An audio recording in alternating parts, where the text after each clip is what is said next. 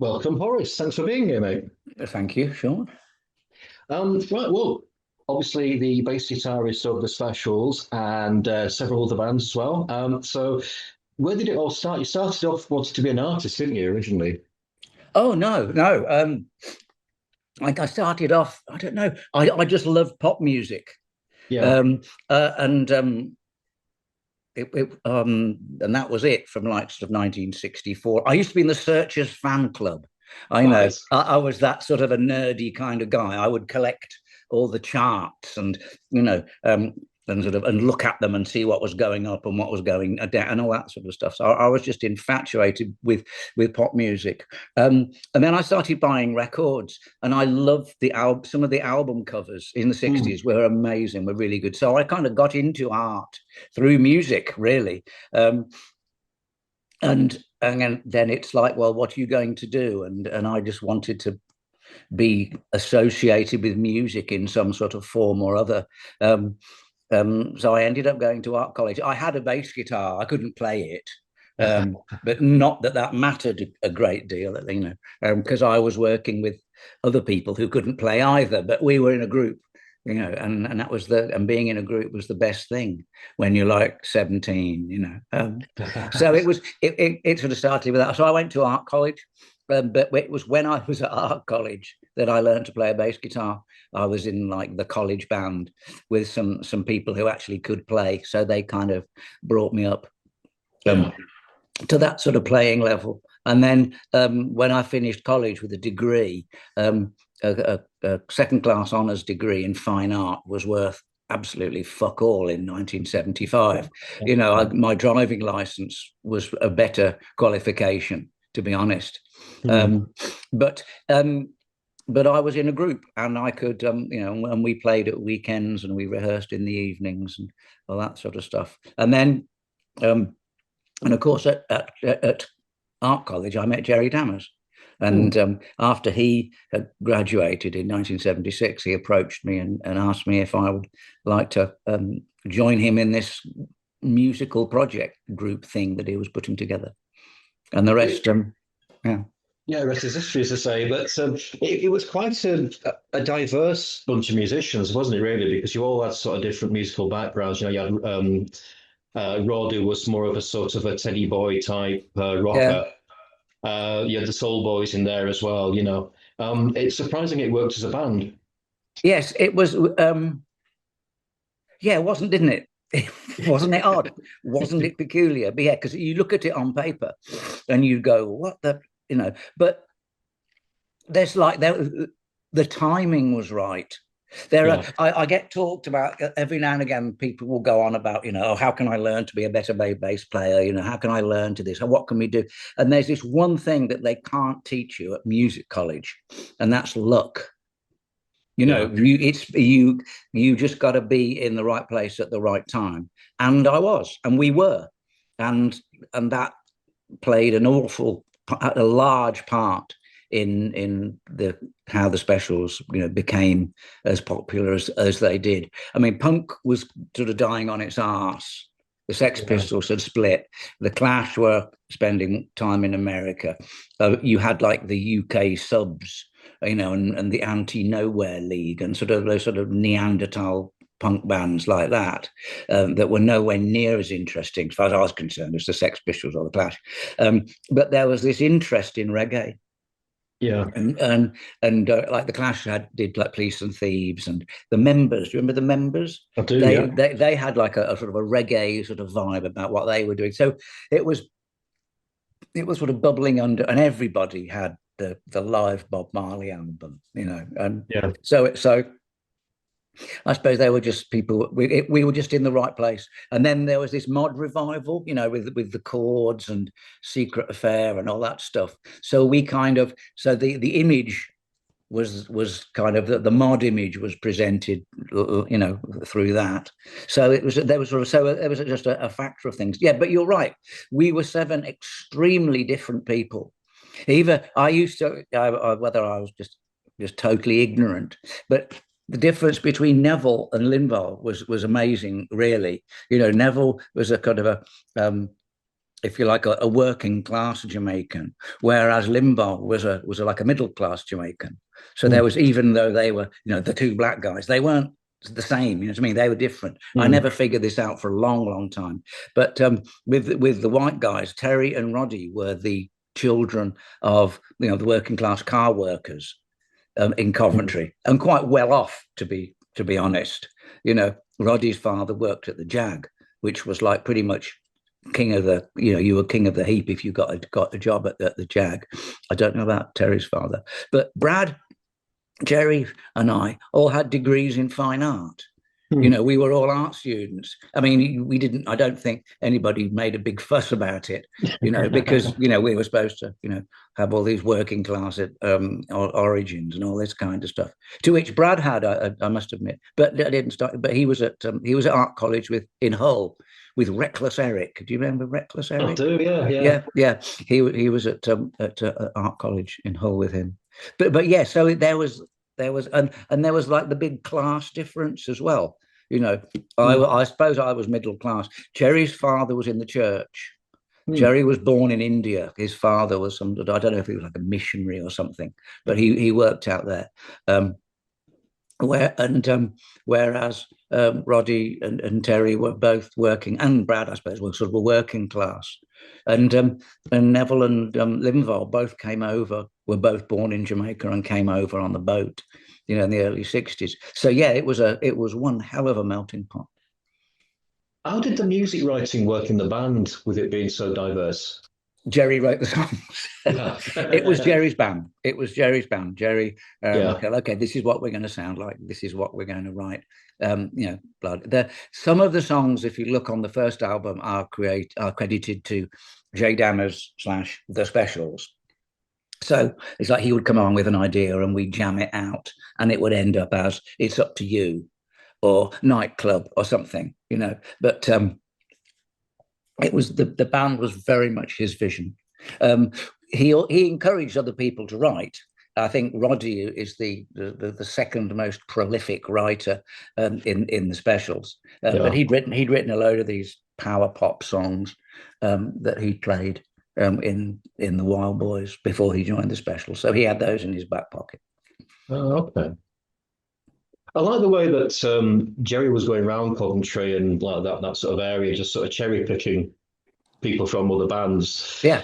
Yeah, that's right. I mean, that was it. Yeah. What is it? Pete Waterman said he discovered the Specials in Coventry, and Jerry said he thought that finding the Specials in Coventry was a bit like discovering an armchair in your front room, which I thought was really funny. Yeah. Well, talking about punk, so as you said, punk was just sort of dying out around about that time.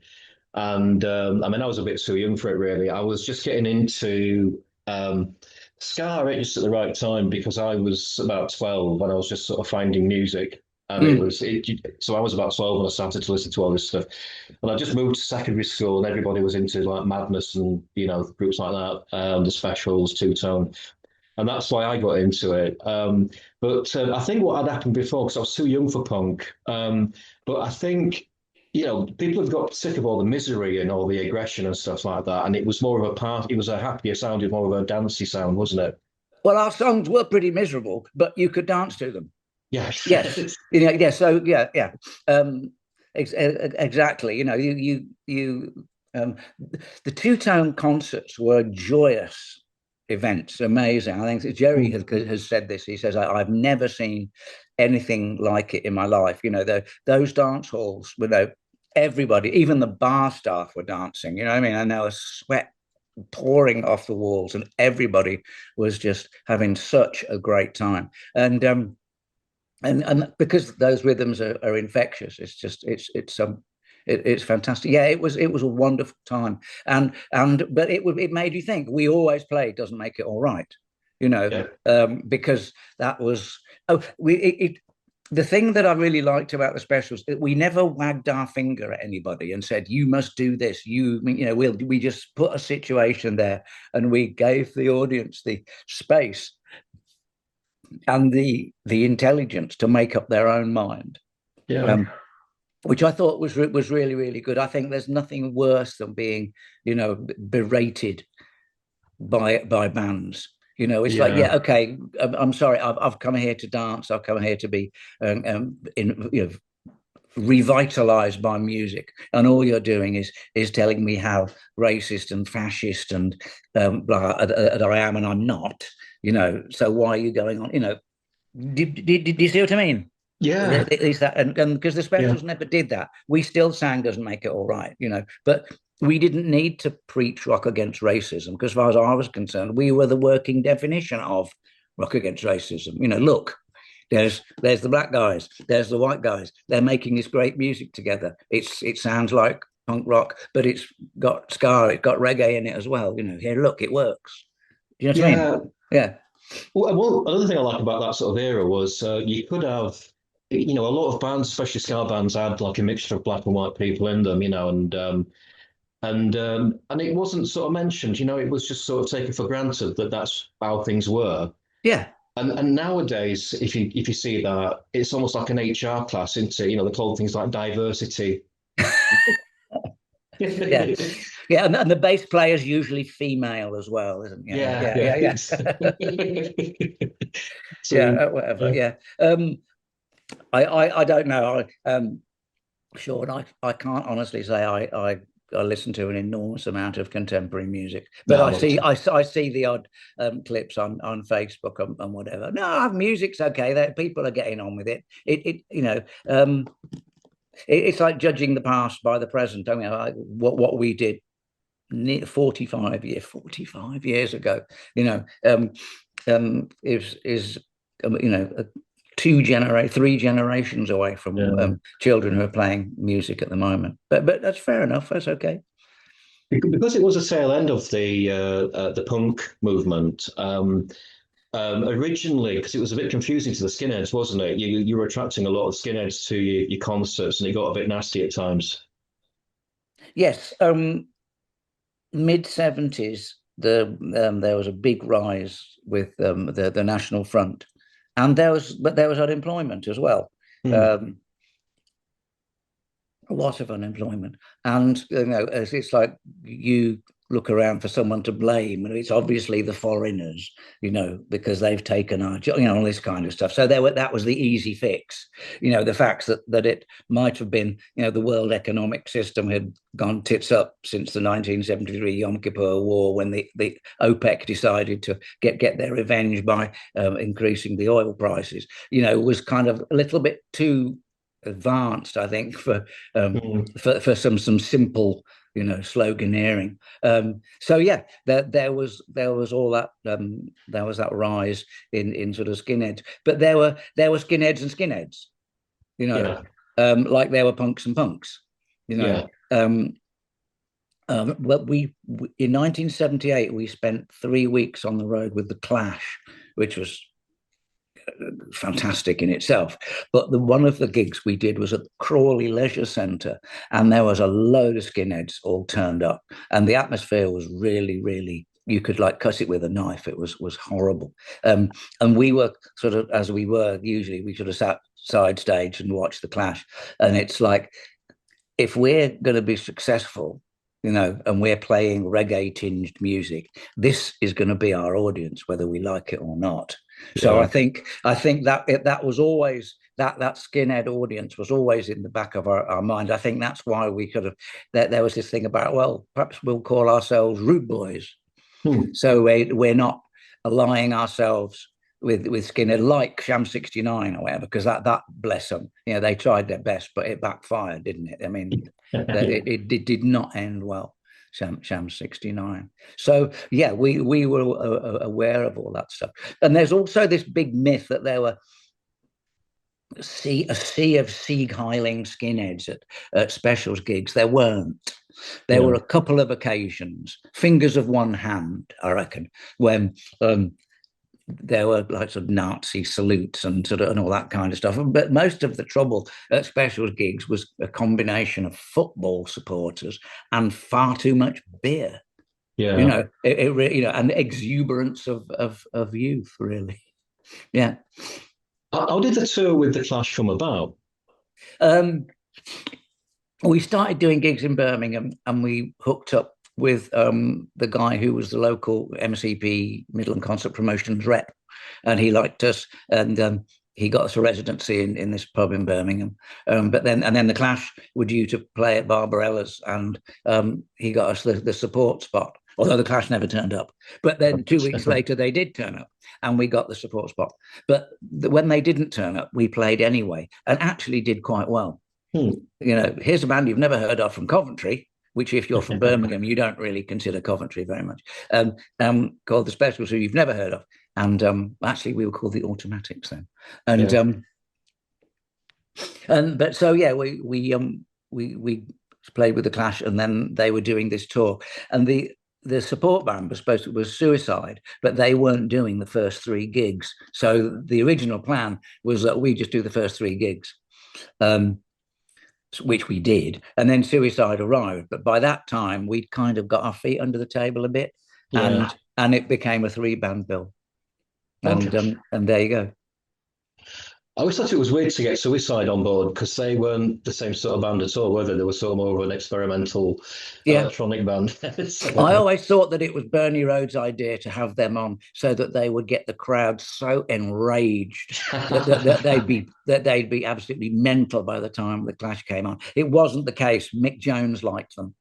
It was Mick Jones who got them on the tour. Apparently, they were fantastic. I thought they very brave men to do what they did in front of the Specials.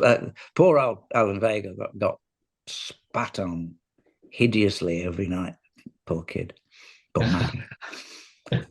Was it a pain in the arse to carry Jerry's organ about his church? Because it was quite an heavy church type organ, wasn't it?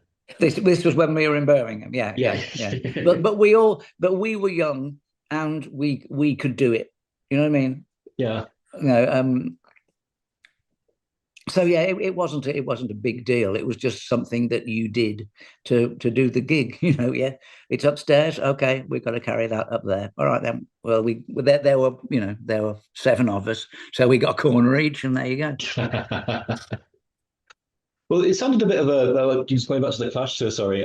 So it sounded a bit like horrifying at times because you weren't getting paid often. You were sleeping in the van often, weren't you? Yeah, but it was so exciting, Sean. Yeah. It was. I mean, for me, it was the most amazing thing that I ever done in my life up until that time. You were on tour with this full tilt rock and roll show and playing to these, to this incredible audience every night. Yeah. Sometimes they weren't that bothered. They weren't really interested. But you were rubbing shoulders with the high and mighty, and it was training in how it worked. Yeah. This is how it worked. This is how you put on a show. Like I said, to be able to sit side stage every evening and see how those guys, always gave at least 100% in their shows was like, and that really set the benchmark, I think, for a Specials performance. Loads of people go on about ska and the Scatolites and reggae and all that sort, but I think we owe just as large a sort of a debt of gratitude to the Clash. Yeah, really. When Tim was replaced by Terry, because it's never really discussed a lot in the books, but how did he take it? Did he take it okay, or? It's again, there's a myth. Apparently, he arrived at one of our gigs and poured half a pint of beer all over Terry, although I have no recollection of that whatsoever. So it doesn't mean to say that it didn't happen, but you're talking about something that's nearly half a century ago. Yeah. You know what I mean? I don't know. So, but you should never let the truth get in the way of a good story. So yeah. But he was at Brad's funeral. Okay. So I met him again from there. I think he moved up north. I think he moved to Sheffield. I don't know what. I don't know. Okay. Speaking of good stories, the Paris trip. Yes.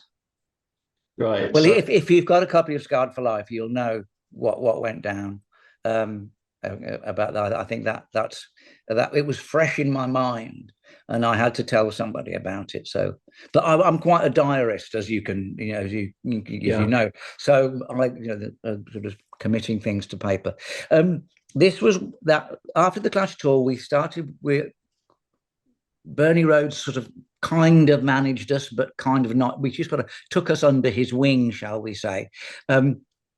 And he encouraged us to come down to the Clash's rehearsal room in Chalk Farm in Camden, and just sort of hang out there and rehearse and learn songs and whatever. Which I think he wanted to try and winnow out who were the real people in the group and who were the people who were pretending, if you like. Which was pretty stupid. I can see his reasoning behind it, but it wasn't constructive in the least. But one of the things he did, he said, well, okay, there's this club in Paris, and I'll give you a 4-night residency there. And we're like, okay, great, fantastic. But we didn't have a van. Right. But so a mate of ours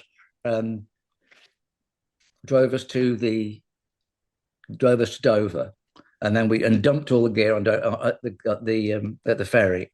We loaded it on with trolleys and stuff, and then we were to be met at the other side with a van and transport to take us to Paris. But the vehicle that turned up was a VW microbus, Right. a VW camper, one of them, like a Scooby-Doo kind of stuff. Now, there's 6 of us plus Neville. There's 7 of us. Jerry's enormous organ, all my gear, Roddy's gear, Linval's gear, all the stuff. I mean, with amazing packing, we got all the gear in, and Linval and Neville. But Terry, Jerry, Roddy, and I had to hitchhike to Paris. This was like the ferry got in at like midnight or whatever, something like that. And and that was just the beginning. You know what I mean? This was before that's like Silverton was in the back, but they wouldn't let Silverton into France because he was from Barbados. He had a Barbadian passport, and he didn't have a visa. So it's like, great.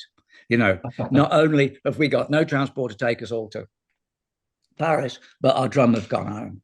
And it's like, okay. So we went to I think that's right. Mickey Foote was who produced the first Clash album was with us. He was the Bernie Rhodes man, and he was sort of like tour managing, for want of a better word, us. So he gave Silverton a bit of money and the address of where we were going, and that was that. But we eventually got to Paris. And then we started doing the shows, and a lot of identikit punks from Paris turned up, and we had a great time. It was really good. The Blockheads turned up as well because Ian Jury's band. Yeah. They were playing in Paris, so that was nice. I met Norman Watroy for the first time, which I got on with him very well. So that was cool. I mean, and then the people who at the hotel we were staying at, they decided. Oh, that's right. The last band that played at this gig were the Damned, and the Damned, of course, had stayed at that hotel, and as they would, trashed the place. Right. So the owner of the hotel was going, I want some money I want some damages because the people who you sent me last week broke the place. So they took Roddy and Linval's guitars. Right. Like, we'll have these, we'll sell them, that'll pay for it. And we're like, fuck off, you will. So there was this enormous kerfuffle. And I think the owner of the club owner came along and said he would get them back. And apparently, I never saw this. I think Roddy talks about this. There was a gun in his. I never saw it, but we got the guitars back, and we did the gig, and then we put it all on a train, and then took it to the ferry and went over. And we had no way of getting it from Dover to Coventry. So I got a train back to Coventry, hired a van, drove it down to Dover, picked up all the gear, and came back. And Bernie Rhodes didn't want to work with us because obviously we'd failed miserably. I mean, it was brilliant, but that trip wrote Gangsters, Right. or Yeah. part of it anyway. Yeah. So it was, but it was. Luckily, we were young, and Yeah. it was, and we didn't actually see the funny side of it, but it was just like it was real adventure. I mean, you couldn't script it, could you? Really, it's good. It's not well. I've heard the story before. Obviously, that's why I wrote it up. But it's an Yeah, amazing story. It's gone down in folklore, hasn't it? They yeah, yeah, folklore. So yeah. It is brilliant. But there's lots of other things happened in it as well. Which I don't really want to go into because some of the people are A, still alive, and B, married. So ah, it's yeah. got you. Speaking of Neville, so it's I mean, he started off as a roadie, didn't he? But then he sort of started joining you on stage. Yeah, yeah, I mean, yeah, that must have really helped the dynamic because I think Terry was a bit sort of he just sort of he doesn't move about much, yeah, whereas Neville sort of bounces about a lot. yeah, Do yeah, you yeah. think that really helped the band's dynamic on stage? Absolutely. I mean, we never became the Specials until Brad joined, Yeah, because then we started to play ska. yeah, Um, when Jerry came to the rehearsal room with a copy of Prince Buster's Greatest Hits, Silverton was not impressed at all. Neither was Limbaugh.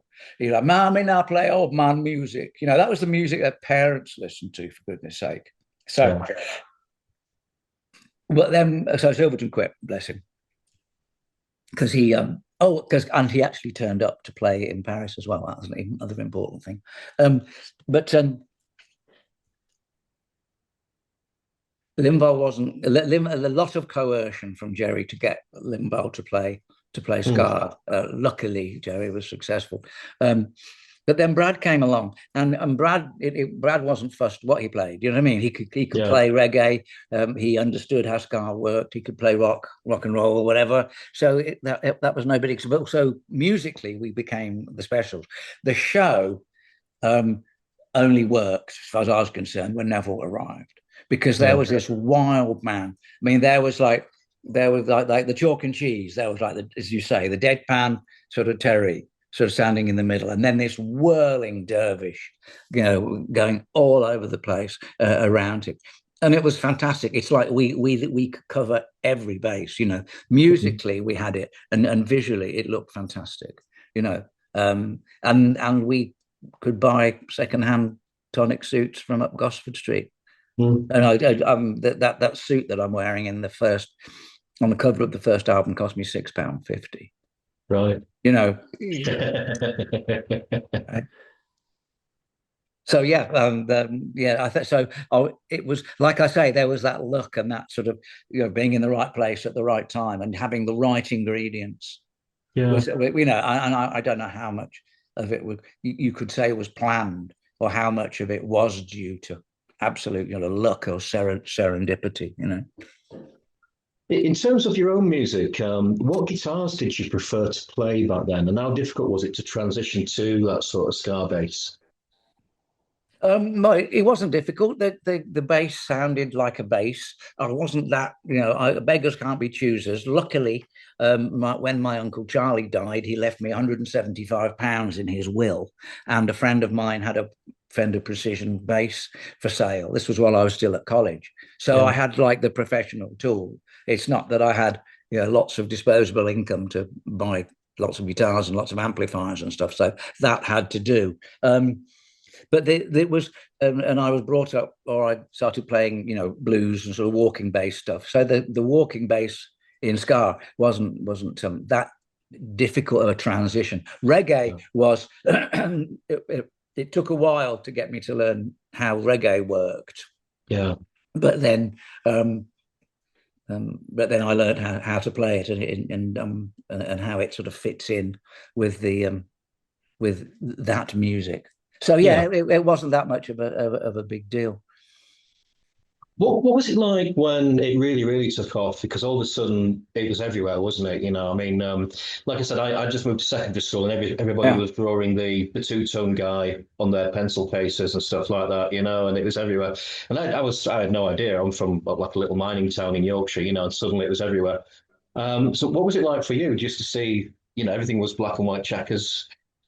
It was crazy. It was everything that I wanted it to be when I was 11, when I was in the Searchers fan club. It's like, wow, I am now this. But I was a little bit older, and I had that sort of punk thing, which is like, I've always been the guy, I was the boring one.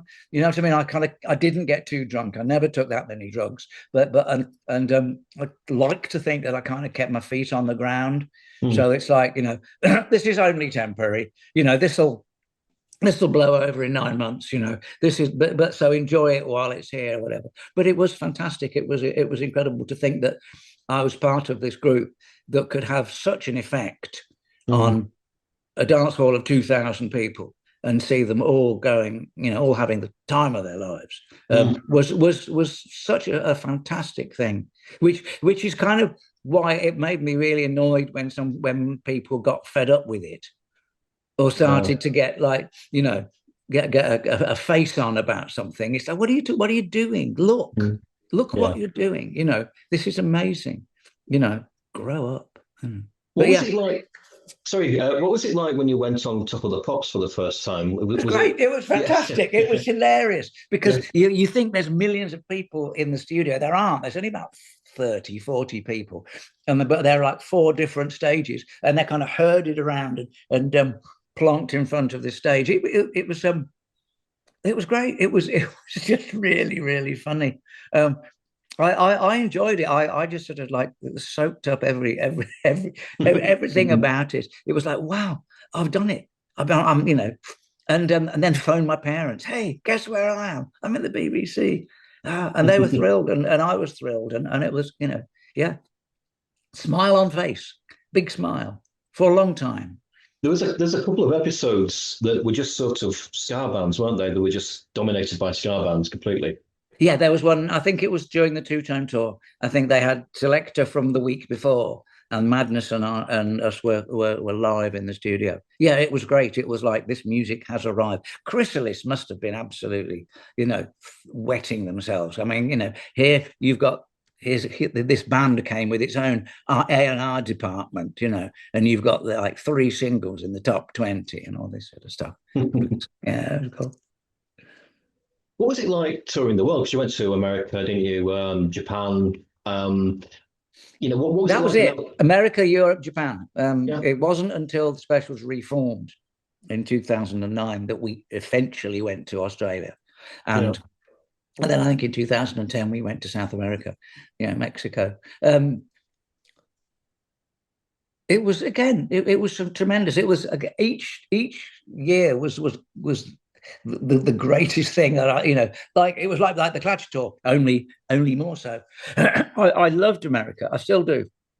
Yeah. All the music that I like was originated from there. When I was in a show band before I was in the specials, a couple of times we played US bases in Mm. England, and that was great because you had to change your UK money into dollars to Right. buy your Budweiser, at the bar and all this kind of stuff. And that was fantastic. It was like you were almost in America, but you weren't. You're in Huntingdonshire, But but it was no, I but I, so I loved it. I had a fantastic time in America. I absolutely loved it. I don't think it did the band much good. In fact, I know it didn't. I think the band that went home after 6 weeks in America in like March 1980 was not the band that played the two-tone tour in November 1979. Yeah. We were exhausted. Some of us were taking far too much of imbibing, all sorts of things that weren't doing us any good. And some of us were rock stars, and some of us didn't like being rock stars. You know what I Yeah. mean? So it Yeah. was it, and the we were drifting apart anyway. Yeah. I think I've said this before. Where I think when you get famous, it just basically exaggerates what you were before you were famous.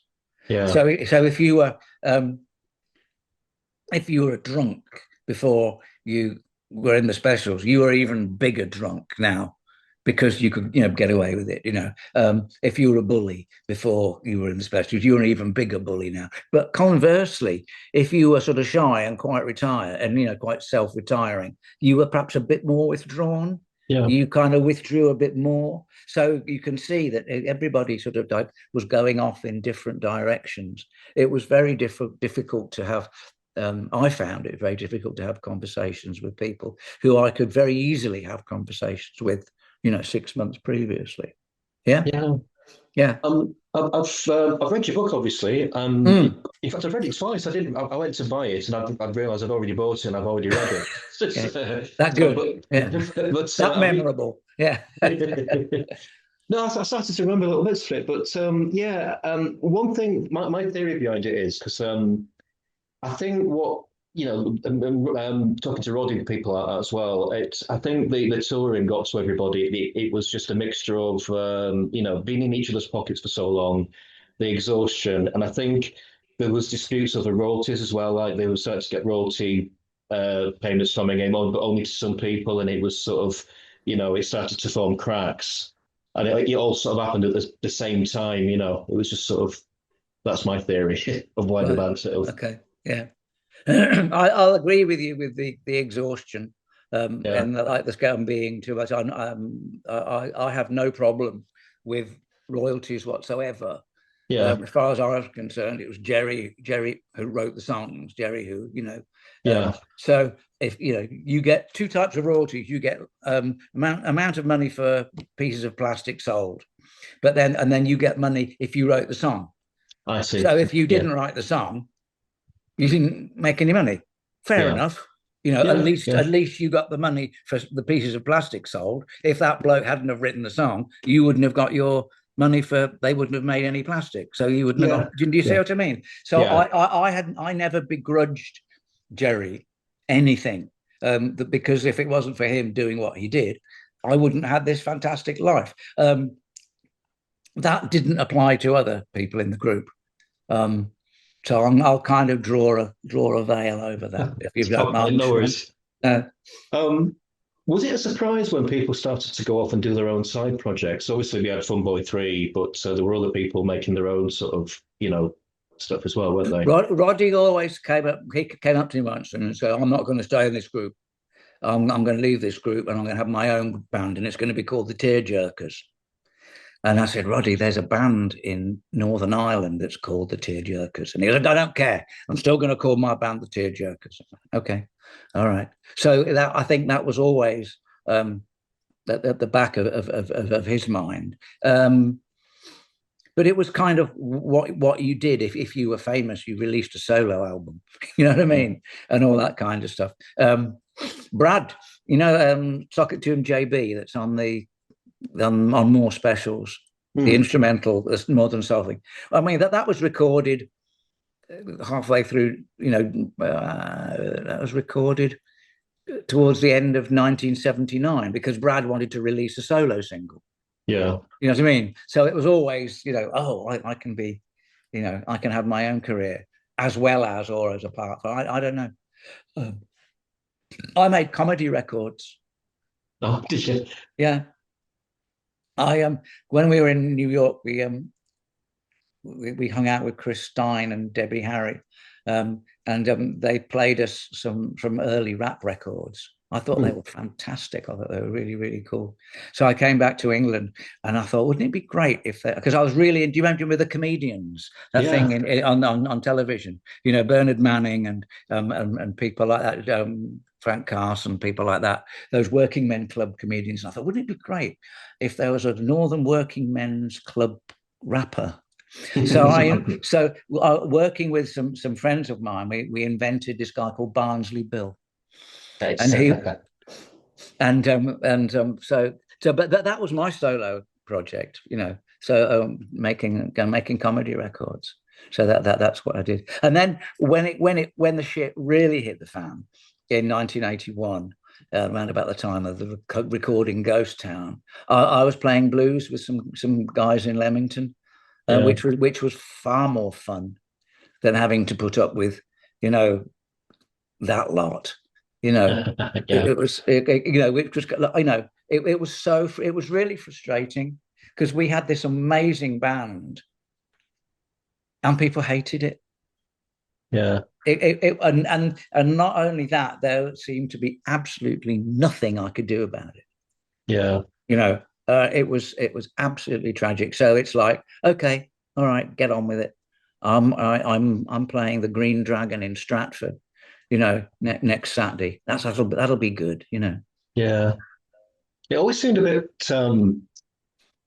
Again, I was quite young when this all happened, but it seemed, even on reflection, that like the last single of the specials, Ghost Town, I think that was the last single, wasn't Yes, it? that's right. Yeah, and it was such a sad, I don't know.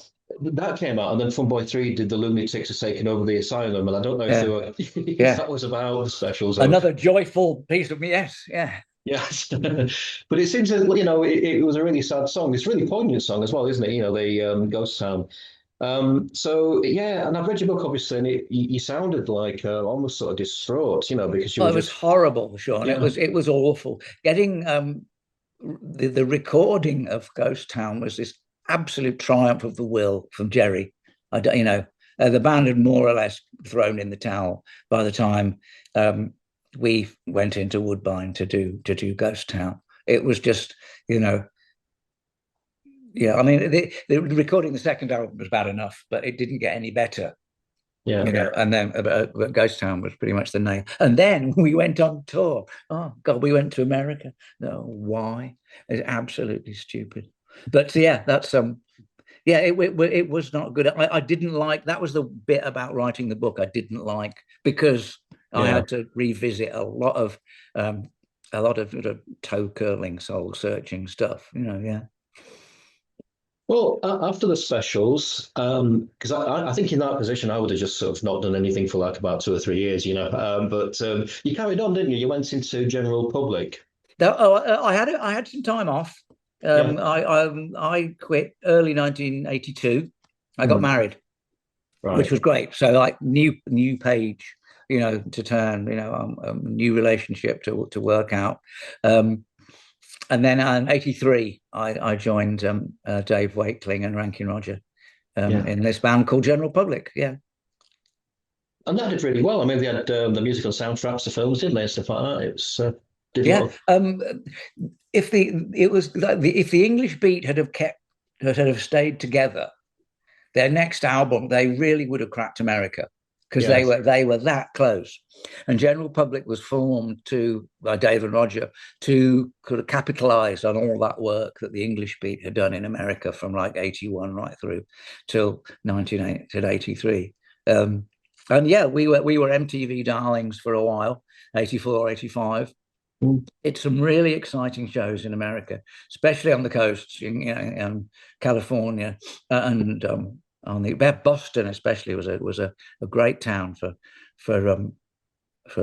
the English beat and for general public. Yeah, it was good. And then we recorded the second album, and it A wasn't very good, and B distribution of our record label was done by MCA, and they didn't know what to do with it, so it sank pretty much without trace. And people, started not coming to concerts, and so they threw in the towel. no. Well, you went into teaching though, didn't you? 1992, 93, I got a teacher's badge. I left university with the college with this degree, and I never used it Yeah. until I did a postgraduate certificate of education in Birmingham. And I qualified as a primary school teacher. I didn't work in a primary school. I ended up working in a special needs school. Mm. I was the art department. Nice. It was like 70 odd children in the school. So the class sizes were really little, but they were, challenging children, shall we say. But that was Right. great. That was really good, because up until then I'd been a self-employed musician. So Yeah. the security that it brought was amazing. Once a month this sum of money mysteriously appeared in my bank account, and we were able to buy we were able to get a better mortgage, buy a bigger house, Yeah. blah blah blah. I was able to move a bit. So yeah, that was really good. And I honestly thought that I would retire as a school teacher. So in 2004, I thought, I know, I've got my parents kept scrapbooks Mm. of all the two-tone stuff. And I kept diaries of when we went to America and Japan, and I wrote letters like the one I spent to my friends after we went to Paris. And I thought, why don't you write a book? Because it's obviously that this will never happen again. Mhm. So in 2004 I started writing an autobiography, which I finished, I think, is in 2007. But I know, and then it was published in 2000. No, it was published in 2007. Yeah, which was great. And then almost immediately the phone rang, and it was Lembar, and he says, "Hey, I think we can get the band back together again." So it was, yeah. So then the specials reformed. That was back end of 2008. Was it great being on stage again? Did it bring back all the Oh, buzz? I was always on stage. I was always playing music. You know Yeah, what I yeah. mean? When I was school teaching, I had little blues bands that I would play in. So it wasn't like I wasn't playing a guitar or whatever. Was it great being back on stage again? Yes, it was great, because it, it, the majority of us had grown up. Yeah. You know what I mean? This was like it was the 30th anniversary. So in the ensuing sort of 25 years, you got married, you'd been divorced, you'd had kids, your parents had, died, what I mean? Stuff happened to make you a little bit more responsible adult, shall we say. Yeah. So, sex, drugs, and rock and roll. I mean, well, I'm married, so that's the sex. I don't do drugs, so it will just concentrate on the rock and roll. And when it was fantastic. Again, I had a great time. And we made an enormous amount of money. I mean, that what they, don't ever say that it wasn't about the money. I was able to pay off my mortgage, which Right. was Well, fantastic. I mean, the original plan was we do it for a year.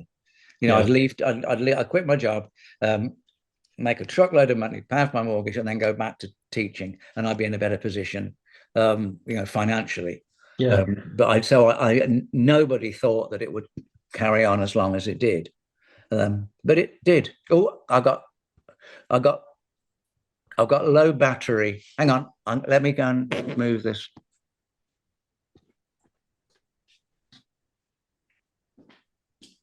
How long have we got, Sean? We're nearly there. Nearly there. All right, hang on. I'm gonna go chair. Try. Okay. Yeah. Well, you had even more success, didn't you? Because you teamed up again with Linval and Terry for the Encore 2019 album. Yeah. When we reformed, it was to play the old stuff, which was great, which was Yeah. really good. But then as like 2010, 2011, 2012, it was kind of like, well, I just thought, well, we were becoming the world's greatest specials tribute band.